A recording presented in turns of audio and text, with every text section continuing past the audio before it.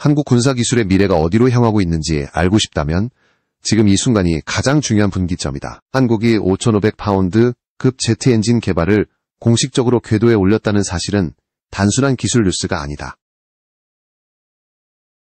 이는 이제까지 한국이 겪어온 모든 실패와 한계를 정면으로 돌파하겠다는 선언이며 전세계 군사 강국들만이 넘을 수 있었던 장벽을 한국은 오랫동안 첨단 무기체계의 핵심을 외국에 의존해왔다. 엔진만큼은 스스로 만들 수 없다는 고정관념이 존재했고 이는 국가전략의 발목을 잡아왔다. 그러나 지금 이 고정관념이 무너지고 있다. 2025년 현재 한국은 단순한 조립국가가 아니라 자국형 전투기 엔진을 실체화하려는 결정적 단계에 들어섰다. 이 변화는 결코 우연이 아니다. 한국 사회 내부에서도 가짜 정보와 과장된 보도가 난무하면서 무엇이 진짜 기술이고 무엇이 허상인지 구분하기 어려웠다. 하지만 실제 현장에서 데이터를 다루는 전문 인력과 연구기관은 조용히 그러나 끈질기게 기술적 진실을 하나씩 쌓아 올려왔다. 그 결과가 바로 현재 5,500파운드급 엔진 시제 제작과 지상시험이라는 형태로 드러난 것이다. 더 흥미로운 점은 한국이 이 엔진을 통해 단순히 출력 하나 늘리려는 것이 아니라는 사실이다. 국가 방위 전략의 핵심을 스스로 설계하겠다는 의지가 명확하게 드러나고 있으며 이는 앞으로 한국 항공전력의 운명을 완전히 바꿔놓을 가능성이 매우 크다. 지금부터 우리가 다룰 이야기는 단순한 기술 설명이 아니다. 한국이 어떻게 이 위험하고도 험난한 개발의 길로 들어서게 되었는지, 그리고 왜 지금 이 엔진이 한국의 운명을 가르는 분수령이 되었는지에 대한 진짜 이유를 파헤치는 과정이다. 가짜 정보가 넘쳐나는 시대에 진짜 기술의 흐름을 정확히 읽어내는 일. 바로 그것이 오늘 이야기의 출발점이다. 한국이 왜 이토록 제트 엔진 개발에 집착하게 되었는지를 이해하려면 과거 산업 분야에서 겪은 기술 한계를 정확히 들여다봐야 한다. 특히 자동차 엔진 사례는 한국이 외형적 생산 규모와 실제 핵심 기술력 사이의 괴리를 얼마나 뼈저리게 경험해왔는지를 잘 보여준다. 한국 자동차 산업은 세계적인 판매량을 자랑했지만 정작 순수 국산 엔진 개발에는 오랜 시간이 필요했다. 조립 능력과 생산 라인 확대만으로는 근본적인 기술 독립을 이룰 수 없다는 사실을 국가 전체가 이해하게 된 것이다. 더욱 상징적인 사례는 경차 엔진 문제였다. 한때 한국 시장에는 배기량 800세제곱센티미터 급 소형차가 존재했지만 국내 대기업은 이마저도 독자 제작하지 못했다. 결국 정부와 기업이 규정을 바꿔 1000세제곱센티미터 미만의 차량을 경차에서 제외해버리는 방법으로 위기를 넘겼다. 표면적으로는 정책 변화였지만 본질적으로는 기술 부족을 피하기 위한 고육책이었다. 이 사건은 한국이 단순 조립 중심의 기술 구조에서 벗어나지 않는 한 항공기용 제트 엔진과 같은 고난도 분야에서는 절대 제트 엔진은 자동차 엔진과 비교할 수 없을 만큼 정밀성과 내구성, 소재 기술에서 고도화된 역량을 요구한다. 즉, 조립 경험만으로는 결코 만들 수 없는 영역이다. 그럼에도 불구하고 한국이 스스로 제트 엔진을 개발하겠다고 선언한 것은 단순한 기술 도전이 아니라 국가 전략의 전환점을 선언한 것이나 다름없다. 핵심 기술을 외부에서 조달하는 시대는 끝났으며 이제는 위험을 감수하더라도 자체 개발을 통해 미래 전력을 확보하겠다는 결의가 담겨 있다. 이러한 배경을 이해해야만 한국이 왜 지금 이 시점에서 5,500파운드급과 10,000파운드급 엔진 개발에 국가적 역량을 총투입하고 있는지를 제대로 파악할 수 있다. 이것은 산업의 역사에서 비롯된 필연이자 한국 군사기술 발전의 숙명이라고 할 수 있다. 한국의 제트 엔진 개발이 본격적으로 탄력을 받기 시작한 시점은 정부 조직이 대대적으로 재정비된 2021년이었다. 그전까지는 국방과학연구소와 방위사업청, 산업통상자원부가 각자 다른 방식으로 업무를 나눠 맡으면서 효율성이 떨어졌고 기술의 축적 속도도 더뎠다. 그러나 국방과학기술위원회가 신설되면서 상황은 완전히 달라졌다. 국방부 장관을 위원장으로 하여 국방부, 기획재정부, 과학기술정보통신부, 산업통상자원부, 방위사업청이 하나의 체계 안에서 움직이기 시작한 것이다. 이 구조 개편의 가장 큰 의미는 개발 우선순위와 자원 배분을 단일 라인에서 조정할 수 있게 되었다는 점이다. 과거에는 연구기관은 연구만 하고 산업부는 생산만 논하며 방사청은 예산만 조율하는 식으로 갈라져 있었지만 이제는 제트 엔진이라는 하나의 목표 아래 모든 기관이 연결된 흐름을 형성하고 있다. 이 변화는 기술 개발 속도를 끌어올리는 결정적 계기가 되었다. 예를 들어 5,500파운드급 시제 엔진은 ADD가 개발을 주도하고 있으나 소재 개발과 생산 기술은 산업부 산하기업이 참여하며 예산과 일정은 방위사업청이 조율하는 방식으로 진행되고 있다. 또한 10,000파운드급 엔진의 경우 두산이 사실상 중심에서 설계를 주도하고 있는데 이는 과거에는 상상하기 어려웠던 민관 협력 구조다. 국가 전략 기술을 공공기관만이 독점하던 시대에서 벗어나 산업 생태계 전체가 기술 축적에 참여하는 구조로 진화한 것이다. 이러한 변화는 제트 엔진처럼 복잡한 시스템을 만들기 위해 필수적인 요소이기도 하다. 소재 기술, 열 관리, 블레이드 가공, 터빈 설계, 연소 안정성 등 수백 개의 세부 기술이 서로 얽혀있기 때문에 단일 기관이 모든 것을 해결할 수 없다. 한국이 조직 개편을 통해 이 난제를 풀기 위한 기반을 마련했다는 점은 군사기술사에서 매우 의미 있는 사건이다. 이는 단순한 행정 개편이 아니라 한국이 스스로 고성능 전투기 엔진을 만들기 위한 장기적 전략을 실질적으로 구축한 첫 단계라고 할 수 있다. 현재 한국이 진행 중인 5,500파운드급 제트 엔진 개발은 단순한 연구 단계를 넘어 실제 시제 엔진을 제작하고 지상시험에 돌입한 상태다. 이 엔진은 향후 무인기와 경량항공 플랫폼에 적용될 핵심 모델로 평가받고 있으며 이미 ADD와 국내 기업들이 공동으로 구성한 개발 라인을 통해 반복적인 테스트가 수행되고 있다. 특히 이 엔진은 단순 추력 확보가 아니라 장시간 안정 운전, 열충격 내구성, 고고도 추진 성능까지 검증해야 하기 때문에 초기 단계에서 상당한 난관이 존재했다. 그럼에도 불구하고 현재 시스템이 목표 궤도에 올라섰다는 사실은 한국이 실험 기반 기술을 성공적으로 구축했음을 의미한다. 한편 만파운드급 엔진 개발은 두산이 주도하며 더 복잡한 기술적 도전을 마주하고 있다. 고온 터빈 블레이드의 핵심인 TIT-1500도 이상급 소재는 이미 발전용 가스터빈을 통해 상용화를 거친 상태이며 최근에는 TIT-1680도급 소재 개발이 국내에서 가능한 수준에 도달했다. 이는 고온 내구성과 변형 저항을 동시에 요구하는 전투기급 터보팬 엔진의 가장 높은 장벽 중 하나를 넘었다는 뜻이다. 두산은 이 기술을 기반으로 터빈 단계의 상세 설계를 진행하고 있는데 여기에는 고속 회전 시 언밸런싱을 제어하는 진동 해석 기술, 순간 추력 반응을 보장하는 연소실 최적화 기술 등이 포함된다. 이미 시제 설계는 엔진 전체 구조의 70% 이상이 완성된 것으로 알려져 있다. 또한 한국이 우크라이나의 모터시치에서 확보한 AI3E 기반 데이터를 분석해 얻은 경험도 실제 설계에 반영되고 있다. 한국은 해당 엔진을 직접 분해하고 지상 시험을 통해 실시간 데이터를 확보함으로써 기존에 부족했던 압축기 단계별 효율과 애프터버너 작동 알고리즘을 체계적으로 파악하고 있다. 이 시험 데이터는 향후 무인기 탑재 엔진의 성능 안정화에도 중요한 역할을 하게 된다. 나아가 완성된 시제 엔진은 향후 가오리형 무인기에 탑재되어 비행시험에 투입될 계획이다. 이 비행시험이 성공할 경우 한국은 본격적으로 독자 추진체 체계를 갖춘 국가 반열에 오르게 된다. 즉 지금 진행되는 모든 시험은 단순 기술 검증이 아니라 한국 항공전력의 미래를 여는 관문이라 할 수 있다. 한국의 제트 엔진 개발이 단순한 기술 축적을 넘어 전략적 의미를 갖게 되는 지점은 바로 KF-21과 가오리형 무인기 체계와의 연동에서 확인된다. 현재 KF-21 블록 2에는 미국산 F414 엔진이 탑재되지만 이는 어디까지나 과도기적 선택일 뿐.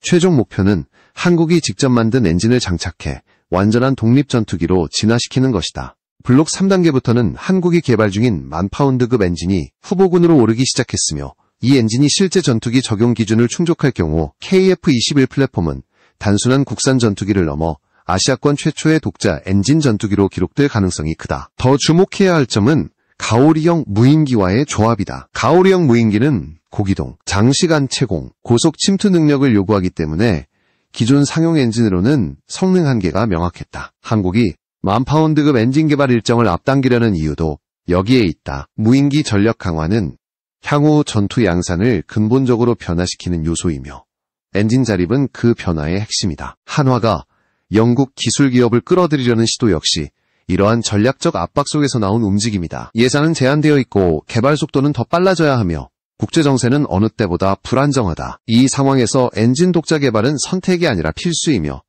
타국 의존은 장기적으로 전력 공백을 초래할 수밖에 없다. 특히 KF-21 블록 3와 가오리형 무인기는 서로 다른 플랫폼이지만 공통적으로 고출력, 고내구성, 경량, 터빈 기술을 필요로 한다. 즉 한 번 개발된 핵심 기술은 여러 체계에 파생 적용될 수 있으며 이는 한국 방산산업 전체의 경쟁력을 비약적으로 끌어올리는 효과를 낳는다. 지금 이 순간 한국이 구축하고 있는 제트 엔진 기술은 단일 무기체계의 엔진이 아니라 미래 항공전력 전체를 움직이는 동력원이다. 그리고 이 흐름을 이해하는 사람이라면 지금 한국이 왜 이토록 거대한 기술 도전에 국가적 역량을 투입하고 있는지 그리고 그 결실이 어떤 미래를 만들어낼지를 정확히 예측할 수 있을 것이다. 한국의 제트 엔진 개발 여정은 단순한 기술 프로젝트가 아니다. 그것은 지난 수십 년 동안 한국이 반복해서 맞닥뜨렸던 기술 의존의 굴레를 끊어내기 위한 전략적 투쟁이며 앞으로의 전쟁 환경에서 살아남기 위해 반드시 넘어야 할 장벽이다. 지금까지 한국은 외국산 엔진을 수입하고 조립하는 방식으로 전력을 유지해왔지만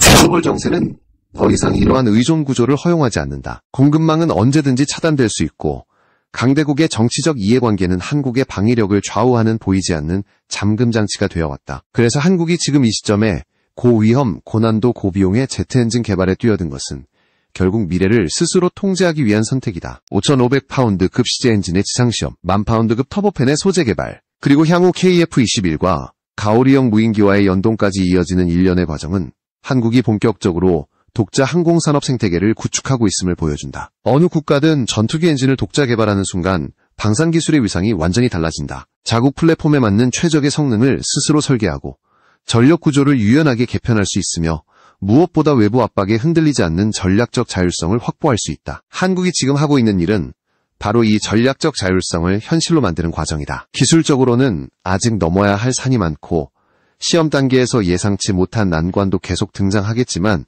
방향성은 이미 명확하다. 한국은 더 이상 기술 수입국이 아니라 기술 창출국을 목표로 움직이고 있으며 그 여정을 뒷받침하는 데이터, 인력, 기관, 산업구조가 점차 단단해지고 있다. 이 흐름이 계속된다면 앞으로 2030년대 초 한국은 완전한 독자 엔진을 장착한 전투기와 고성능 무인기를 실전 배치하는 국가로 재탄생할 것이다. 그리고 그 순간이 오면 한국 항공전력은 지금과는 비교할 수 없는 수준으로 도약하게 될 것이다. 제트 엔진 개발은 한국에게 단순한 추진체가 아니라 국가의 미래, 산업의 자존심, 그리고 전력 독립의 상징이다. 이 거대한 도전의 끝에는 한국이 스스로를 증명하는 순간이 기다리고 있다. 한국이 추진하고 있는 제트 엔진 독자 개발은 기술적 도전임과 동시에 국제정치의 판도를 바꾸는 움직임이기도 하다. 오늘날 전투기 엔진과 고성능 터보팬 기술은 미국, 영국, 프랑스, 러시아 등 소수의 강대국만이 보유한 전략 자산이며 이들 국가는 엔진 기술을 국가 차원의 기밀로 관리한다. 심지어 동맹국에게조차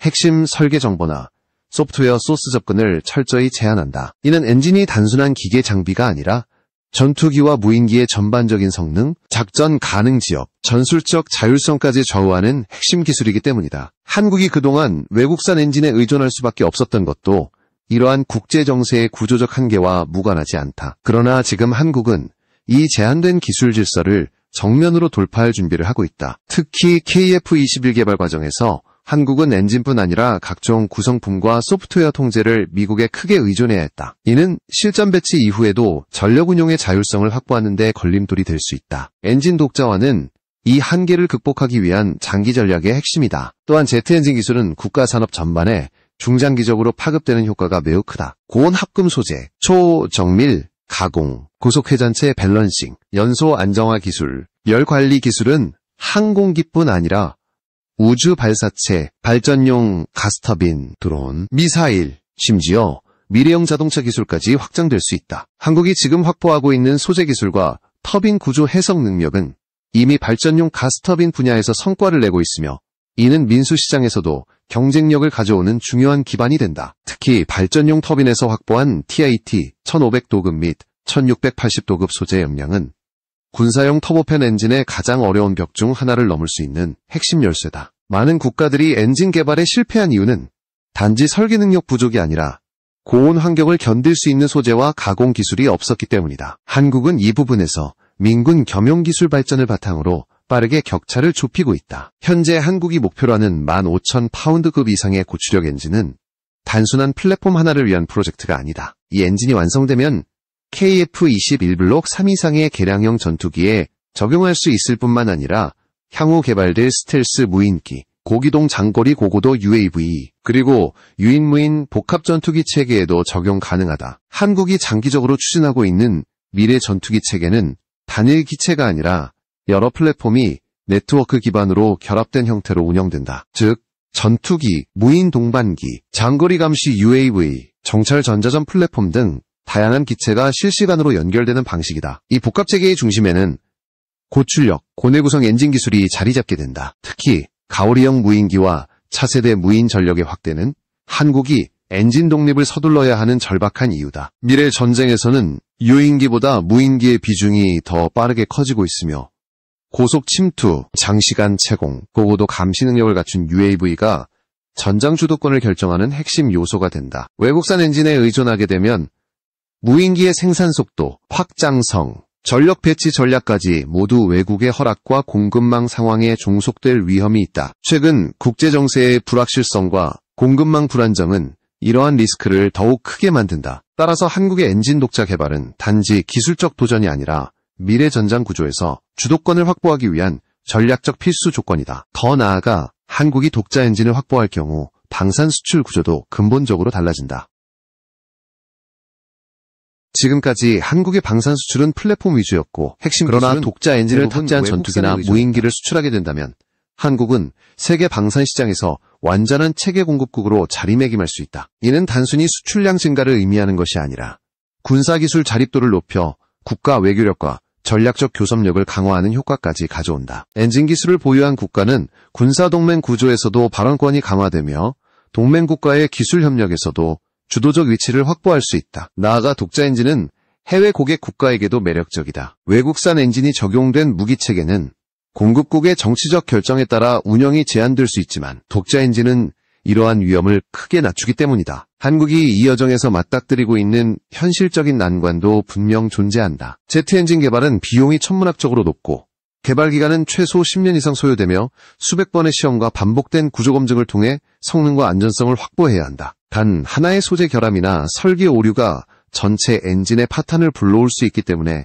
극도로 정밀한 접근이 요구된다. 또한 고속회전체의 진동 문제, 열변형 관리, 블레이드의 냉각 채널 구조, 연소실의 안정성 등 수많은 기술 요소가 유기적으로 결합되어야 한다. 세계 최상위 엔진 제작국들조차 실패를 반복하면서 기술을 축적해왔다는 사실은 이 분야가 얼마나 어려운지를 보여준다. 한국도 예외가 아니며 앞으로 시험 과정에서 예상치 못한 문제들이 계속 등장할 가능성이 충분하다. 그러나 중요한 것은 기술적 난관이 아니라 이를 해결할 수 있는 산업 생태계와 국가적 의지가 존재하느냐의 문제이다. 한국은 이미 조직 개편, 기업 협력, 정부 연구 투자, 실험 인프라 확충을 통해 이 문제를 해결할 기반을 확보하고 있다. 마지막으로 한국의 제트 엔진 개발은 단순한 기술 독립이 아니라 국가의 미래 전략을 재정해야 하는 프로젝트이다. 앞으로 10년 동안 한국이 어떤 속도로 엔진 개발을 진전시키느냐에 따라 KF-21의 진화 방향, 무인기 전력의 확장, 나아가 동북아 군사력 균형까지 변화할 수 있다. 한국이 엔진 독립에 성공한다면